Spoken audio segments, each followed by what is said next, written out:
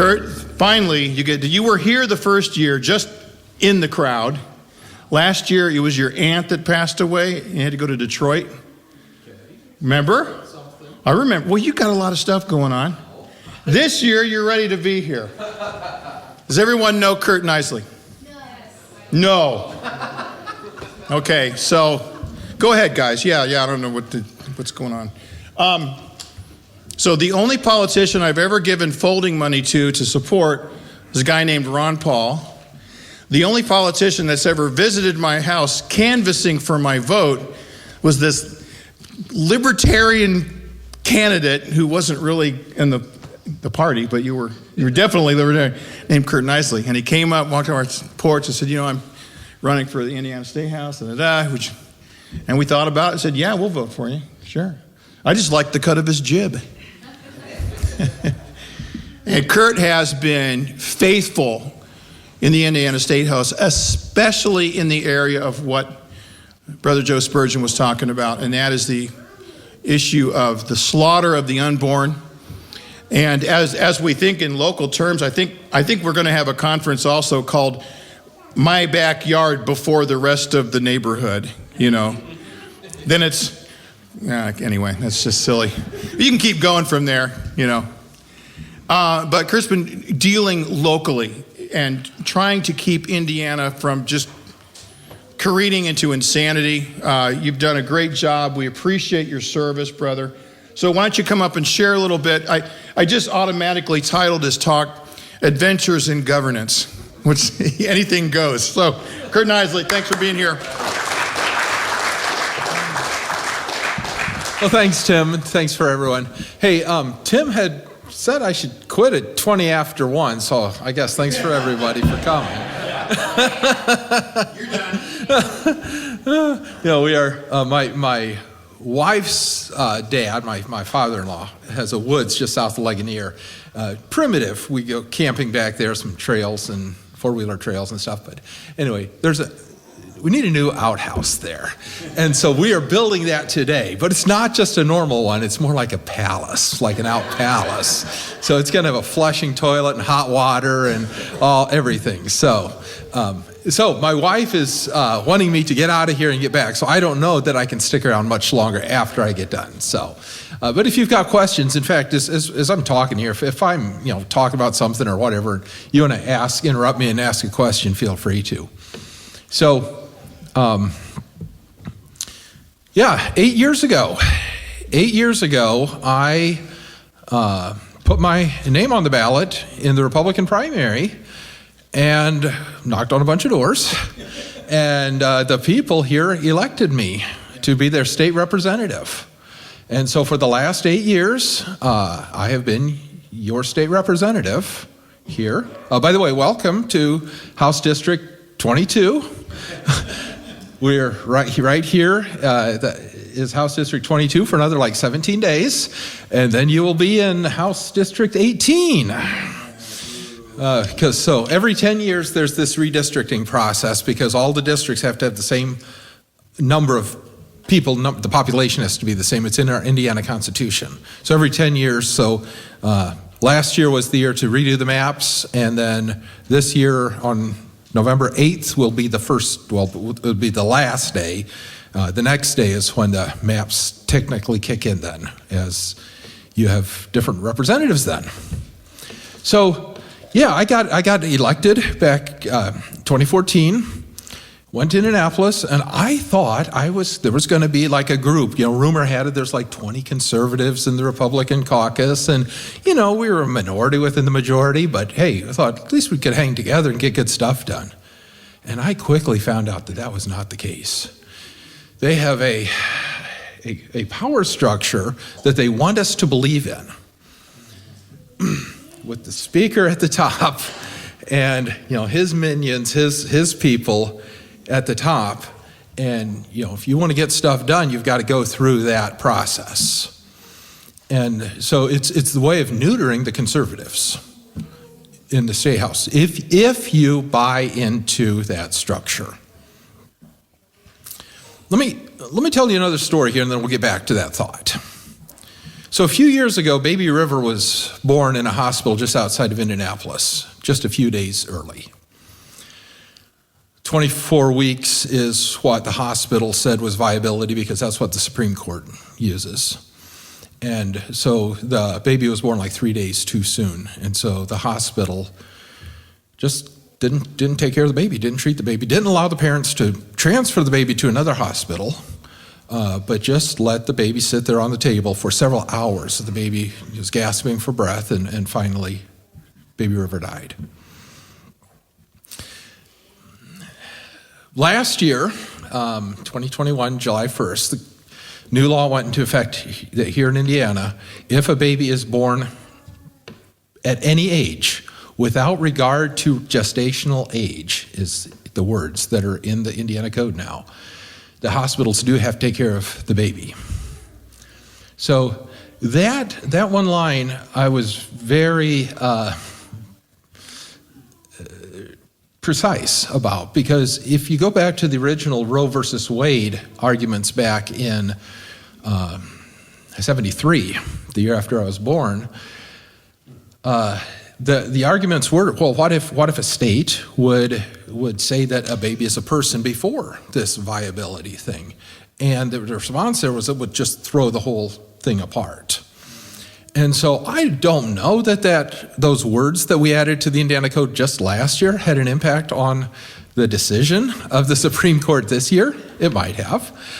But if you haven't figured out yet, the Supreme Court has agreed with me that it's not the federal government's job to, abortion is not a federal issue. It belongs to the states, and that's been the argument that I've been making for many years now.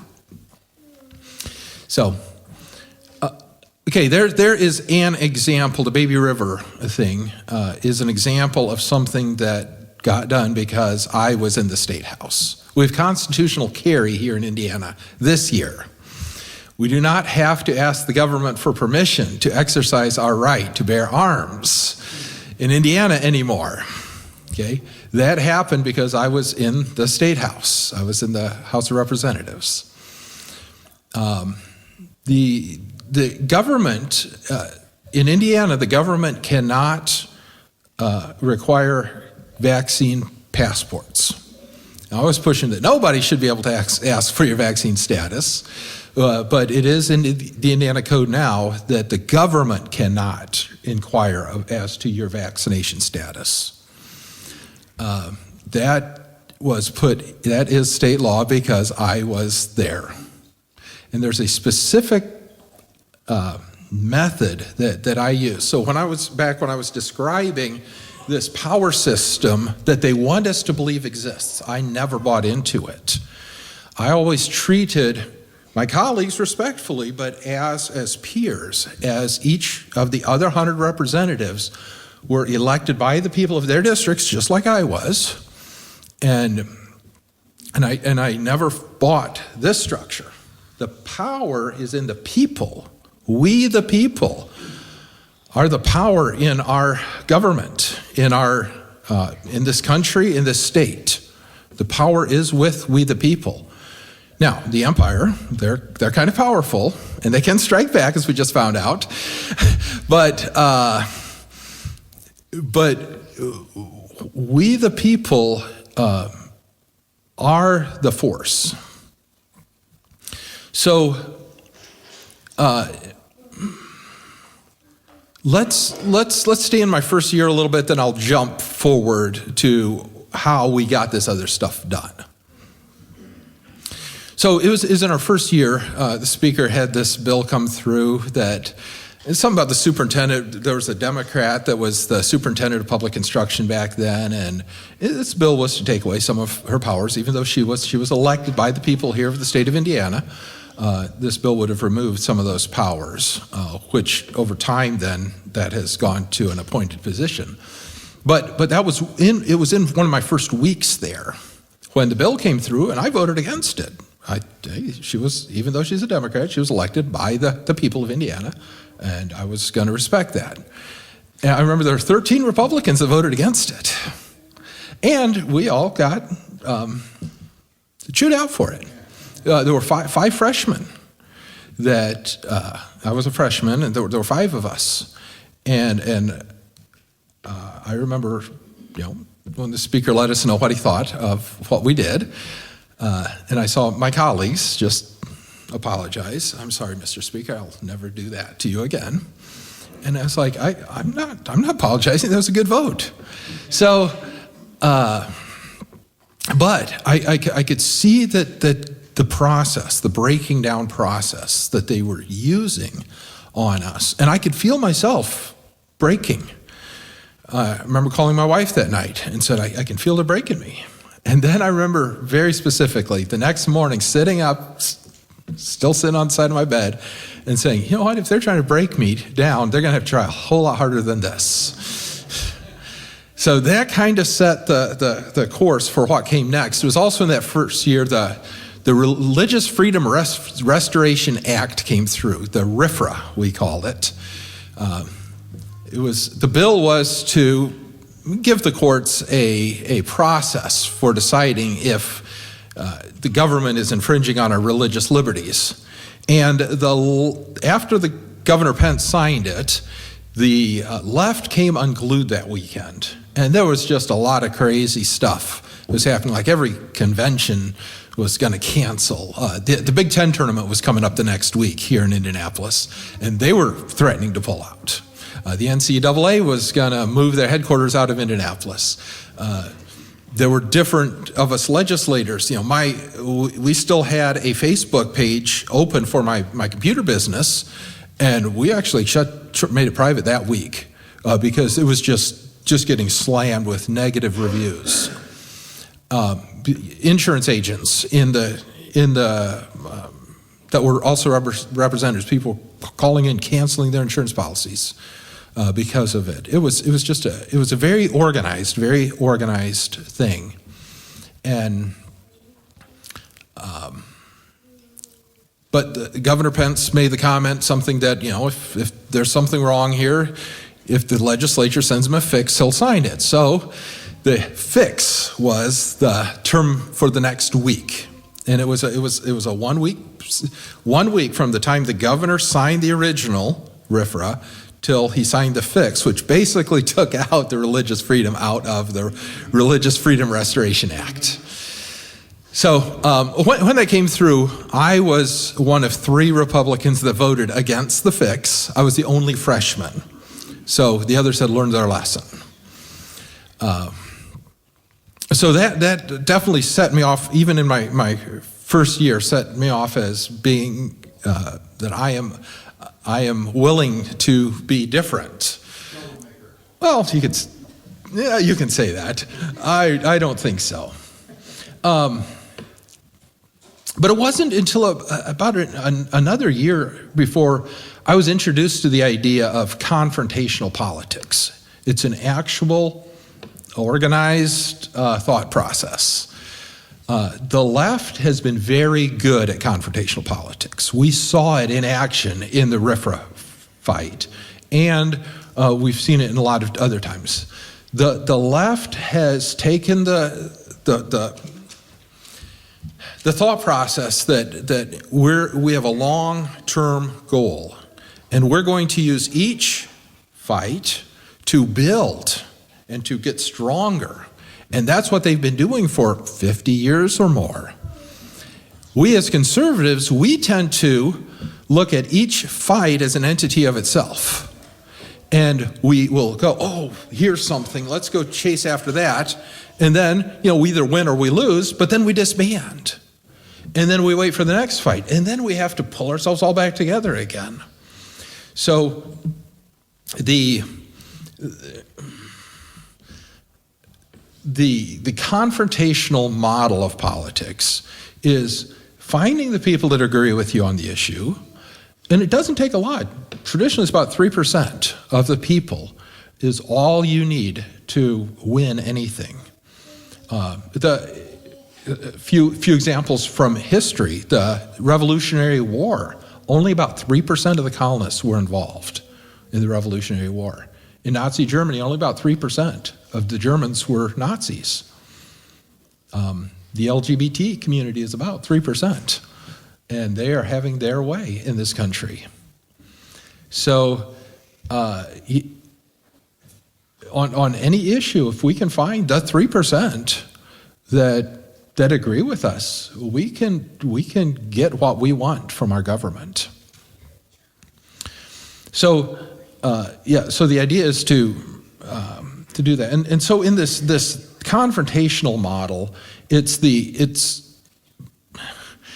just letting your politicians know that we expect you to do what we want you to do, or we'll replace you. And even then, sometimes the threat of the things is worse. The threat of the thing is worse than the thing itself. And that comes from the other side's playbook, Rules for Radicals. But the application here is when Carlin. Is Will in here? Oh, right front row. Okay. When Will puts his name on the ballot to challenge a representative, which he did in 2018, things changed. 2 years later, 2020, the floor leader south of Fort Wayne got a primary challenge. Now, in 2019, the floor leader told me he would never vote for constitutional carry. He would never support constitutional carry, never vote for it. 2020, the floor leader gets a primary challenge, and constitutional carry is a pretty big issue in there. The floor leader wins handily. But in 2021, he is the first co-author on the constitutional carry bill. And in 2022, we got constitutional carry. So it's not that we even have to win every election. It's the threat. That's where the power is, the threat that we might win. Yep. So,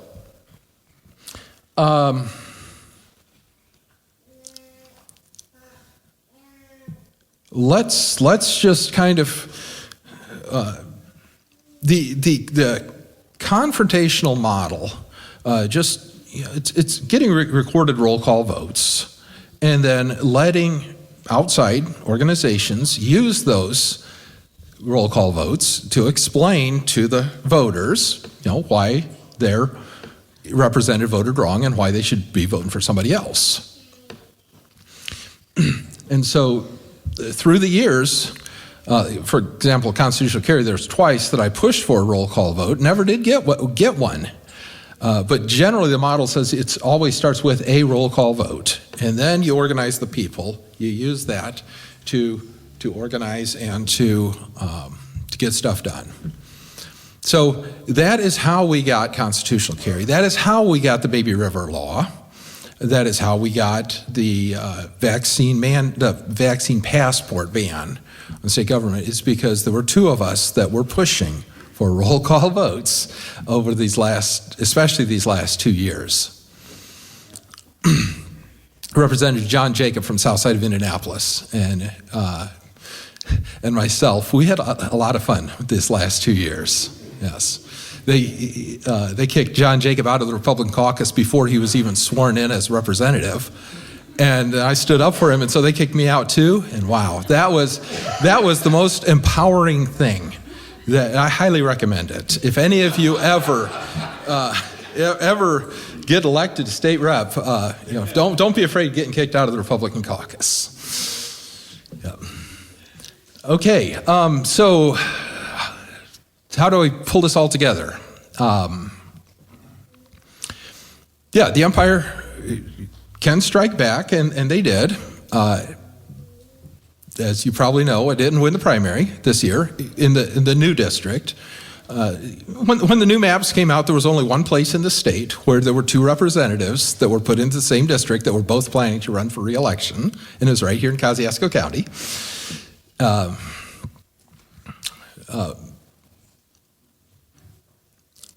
But there was about $1.5 million that was spent on 3 different races here in Indiana. We lost 2 of them. We won 1 of them, just south of here in Wabash County. And so, but there are other races around the state now that we the people won other races. And so we will see if those people will come through, but I hope they do. I think we'll be more powerful in in the State House than we were even when I was there. Because we the people, that's the most important thing. It wasn't that Curt Nisly has to be there. Well, we're sorry to see you go. Well, I enjoyed it. It was a real honor for 8 years to be your representative, and I will continue for another 17 days here. All right. So, any other questions? Any loose ends that I had? Yes. You finally got your roll call vote in your. Oh, yes. Yes. And this year, we got the roll call vote on protection at conception, on the life bill, on banning abortions here in Indiana. And we got, 6, 7 yes votes on it? So, I mean, I thought it was going to be a 2. And it was like 6 or 7 people voted for it. So we got the roll call vote on banning abortion here in Indiana, the one that we have been trying to get for 5, 6 years that I was there. So, yes, now that Roe versus Wade has been overturned or pushed back to the states, we have not banned abortion in Indiana. We passed a bill, and it was an abortion bill. It was not a life bill. So that bill has holes so big you can drive a truck through it. Lots of exceptions, and you don't even have to prove the exception. The doctor just has to, there's one check mark that says it was one of these 7 things. It was rape, incest, life of the mother, fetal anomaly, and the doctor only has to check just one box that says, yes, it was one of those things. It got rid of parental consent. Before, minors needed parental consent, and with this new bill, the parental consent parental notification is gone. So there's a lot of problems with that. So we still have a big fight in front of us on the abortion front, but we got the roll call vote. So that's where things start. Okay, anything else? You have a question? Yeah, where can we go? Is there one website, something that lists everybody running for offices and just see who they are, what they voted for in the past? Well, you can get the list on the Secretary of State of Indiana, but that's just names. You can, if they're a representative, you can go to the IGA website, Indiana General Assembly, iga.in.gov, and there's all the votes that are recorded there, but it's not in a friendly place. So, but what you can do is go to HoosiersForLife.com. They will give you, Hoosiers for Life will give you the particulars on the life issue. Hoosier Gun Rights would give you the particulars on the gun issue. Hoosiers for Medical Liberty will give you the particulars on medical liberty and vaccination stuff. So, and it's those outside organizations that are the key to the process. I saw a hand back there. Well, okay, so let's just come back to the third party thing. So I got involved in the Tea Party movement back in 2009. That was really when I first got involved with politics. Went to the rally at the courthouse there in Goshen, and so I thought, we didn't know what we were doing. We just knew that we had to do something. And for the first 6 months, there was discussion like, are we starting a new political party? And we knew we didn't like the Democrats, that was obvious, but we didn't really like the Republicans either. Like the end of George W. Bush's term was just not very good. So, we just got out of that. We didn't really like the Republicans, didn't like the Democrats for sure. Looked at the Libertarian Party, and we thought the L stood for something. And we considered forming a new party, but we did the math, and it'd take 6 years because you'd have to run somebody for Secretary of State, which is coming up now again this year, and you have to get like 2% in a Secretary of State's race in order to even have ballot access. So the Libertarian Party is the only, Republican, Democrat, and Libertarians are the only ones that have ballot access that have ever got that 2% threshold. So we went back, and after about 6 months, we decided, well, let's just work within the Republican Party and try to take it over. And we kind of did. In Elkhart County, my wife, Mary, was the county chairman in Elkhart County, Republican county chairman, for 4 years, from 2013 to 2017. So, yeah, I'm friendly with third parties, and they're very useful for certain things. But I have continued to stay in the Republican Party and work within the Republican Party. All right, and then I saw another hand over here. Go ahead. Users throughout there might be a lot of people that understand the difference between that and Indiana Reptile. Oh. What did you learn in your time? Okay. All right. So, okay. So, just this week, I got a plaque from Right to Life of Indiana, Champion of Life, thanking me for my work on the issue of abortion here in Indiana. Okay. This is after, during the primary this year, that they endorsed only one person in the race, and it wasn't me. And they did that for every other incumbent in the state, every Republican incumbent that had a primary challenge, except for two. So, but we both got this Champion of Life award from Right to Life this week. So, what is the difference between Hoosiers for Life and Right to Life? So, Hoosiers for Life is the no compromise life group. We want to ban abortion, no compromise. Whereas the other organization has always worked within the framework of Roe versus Wade. They have always said, well, if the federal government says we can't ban abortion, then we'll just regulate it. And so it's all about regulation, to the point that they could not process the idea of banning abortion until, of course, now the federal government says that we can. And so now the Right to Life organization has to figure out now, do they really want to ban abortion, or is it better to just continue to regulate abortion? So they're going through some pains right now. Whereas Hoosiers for Life has always just been no compromise. Let's just ban the practice here. So does that help explain the difference there? All right. The same kind of on the gun issues, the right to bear arms issues. The National Rifle Association is also the compromise, and then you have the National Association for Gun Rights, who is the no compromise, and they're the ones that actually do the stuff that, when you hear people talking about the National Rifle Association, the NRA, having this control over the congressman and over so much stuff, it's really not the NRA. It's NAGR is the one who actually does the stuff that NRA gets blamed for. Yeah. All right, Merrick. I don't know if you'd like this question, but what does advocacy look like for you outside of the State House or for other, dozens who ran a campaign and weren't successful? I'm assuming you and John got those plaques from Indiana Right to Life because they don't want you to use your platforms to expose them. So what? Maybe.